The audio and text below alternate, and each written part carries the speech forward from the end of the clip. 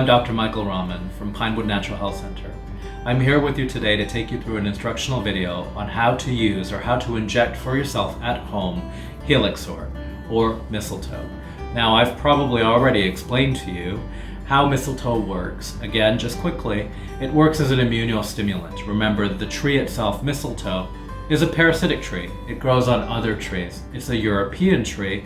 And so we use that property, in fact, to say, can we find anything from the mistletoe that is stimulating to the immune system, specifically cells like our natural killer cells and our T cells that fight infection and fight cells that don't belong in our body.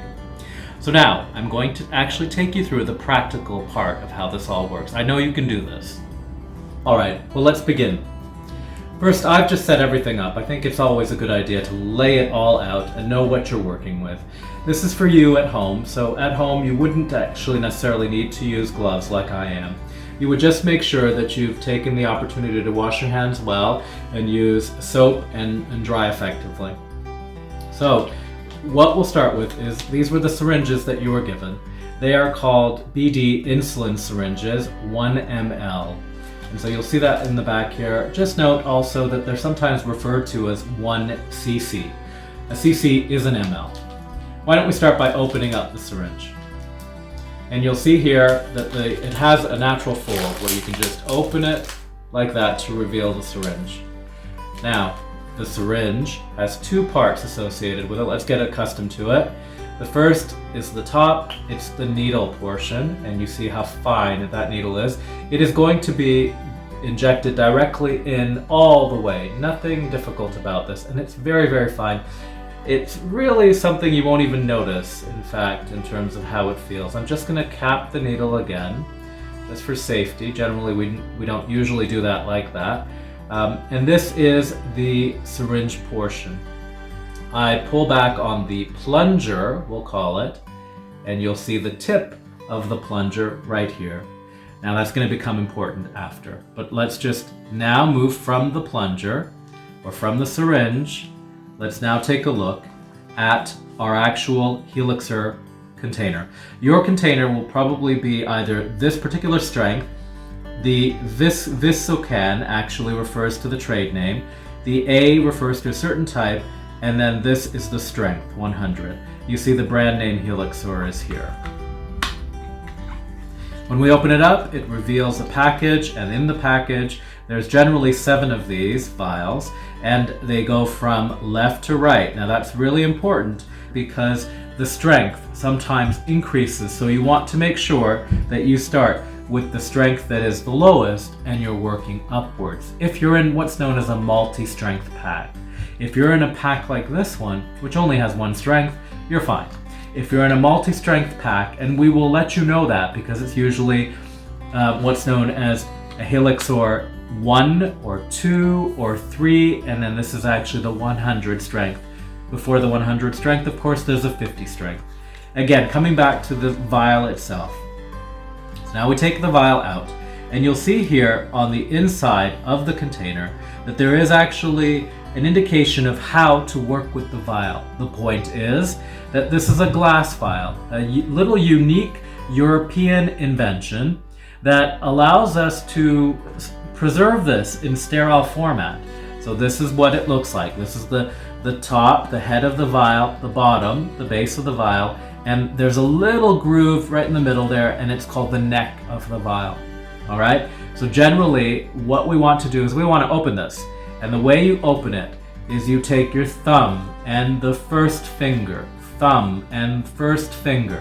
and you put them together like this. Thumb and forefinger coming together, holding like this. And then you break the vial away from you. Before you do any of this, though, you want to make sure that there's no fluid, extra fluid, that's up here in the head of the vial.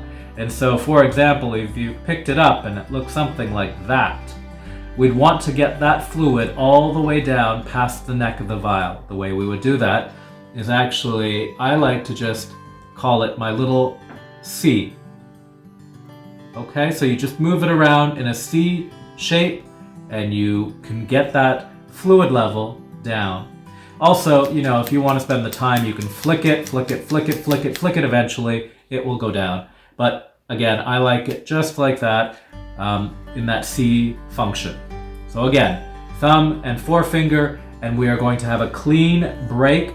We are going to break it away from us, not towards us. We break away. One clean action, and I'm about to do that now. So we break. Okay? So that's sharp. You have to be mindful of it. Now we have the open container.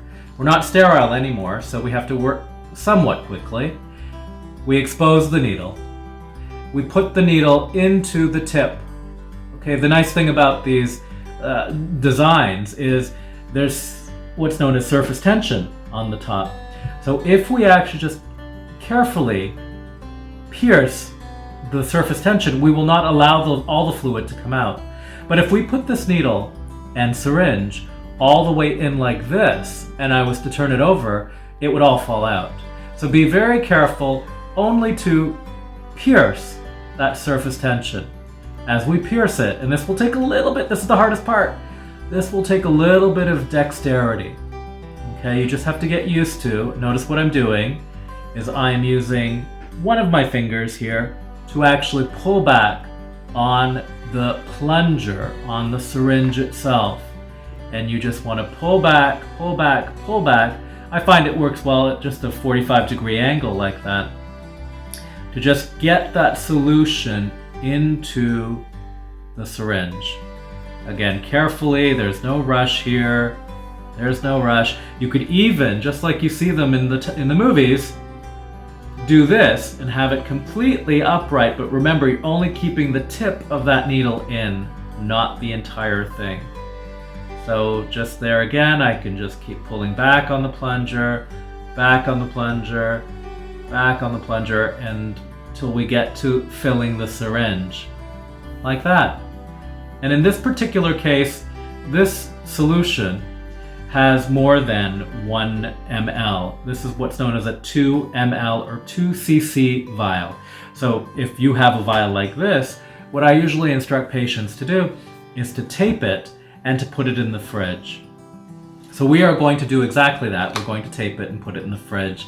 And what I'm going to do is to get this ready for injection on myself.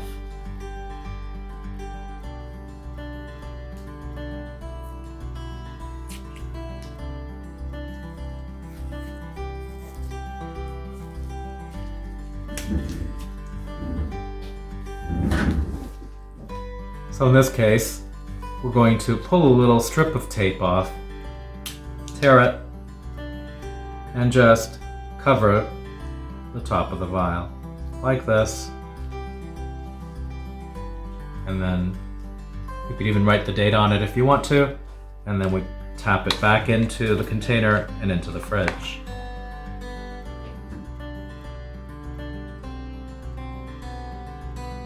So again, we're getting everything ready. I've got my alcohol prep pad. I'm gonna open it up, just like that. Have it all ready. I like to work in what's known as a sterile field. So if you've got a paper towel, anything that you put down on that paper towel is what's known as sterile. So now I know that's sterile. I would not put the needle that I've used into that field. All right, just a little tidbit. So I'm going to, again, expose the needle. And what we want to make sure is that there is no air at the top of the needle. So we want to just flick the needle, and you can just have it kind of squirt out a bit at the top where we see a couple bubbles and we don't see any air. We know it's ready for injection. Okay, so the next thing for me is I'm going to prepare the skin. Now,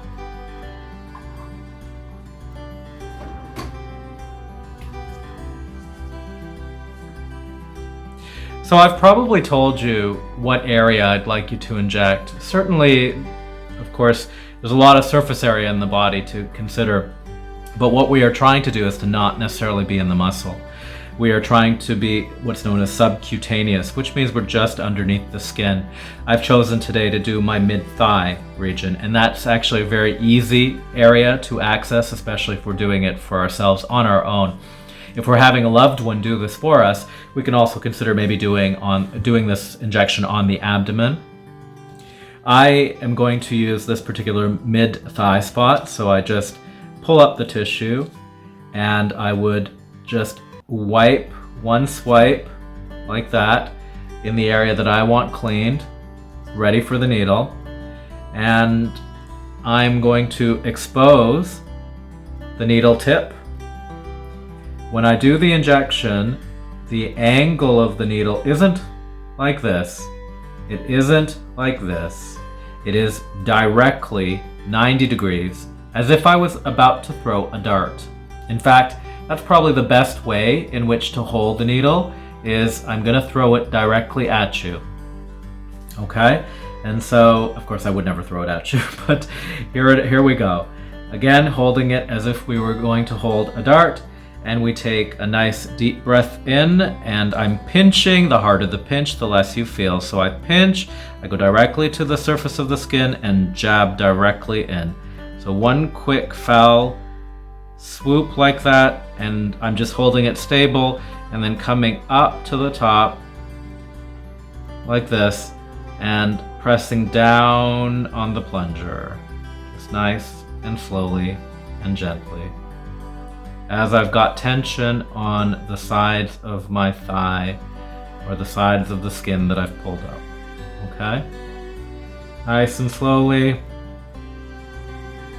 Point here also is that notice how the needle tip is all the way in. There was really no hesitation there. It's just get the needle in as quickly and as smoothly as possible, and then we just again take the time, there's no hurry here, to inject that substance in. And really you're not feeling very much as you do this. And we are almost done. I'm at the end there now, and I just make a quick pull out. And that's all. And so there shouldn't be really a lot of blood. Take a look at that. Nothing. Right? I'm just going to put a little bit of tension on there and make sure that there isn't any blood coming out. If you want to, you can use a Band-Aid, but we've been so careful around sterile technique that there shouldn't be any reason for it. Now, the last thing I want to tell you about is disposal. So disposal, in the best of situations, what we want to do is to recap the needle. And this is the most effective way to recap without risking any injuries, is perpendicular like that on a surface. Bring the tip of the needle up and down like that. And what I would do then is these needles can be returned to the clinic, or they can actually be disposed of at your local pharmacy. I would throw them into a Ziploc bag and just hold on to them for your next visit to the clinic or to your local pharmacy. And so that's it. You've finished for that particular injection. And again, I've instructed you whether or not you are using the injection once, twice, or 3 times per week. I hope that's helped you. If you need any further information, please don't hesitate to contact us at Pinewood Natural Health Center.